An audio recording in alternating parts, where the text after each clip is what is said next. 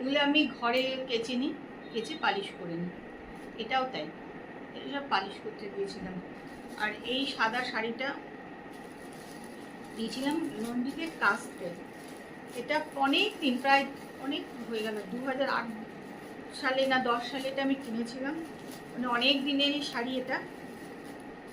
এটা না একদম মানে সাদা ছিল, একদম হোয়াইট ছিল, কিন্তু দেখো পুরো না ক্রিম হয়ে গেছে শাড়িটা। মানে একদম ধবধবে সাদা যাকে বলে সেরকম সাদা ছিল। এটা একদমই দেখো ক্রিম কালারের মতন শাড়িটা পুরো হয়ে গেল। একদম ক্রিম কালার, দেখে মনে হয় এখন পুরো ক্রিম কালারের শাড়ি।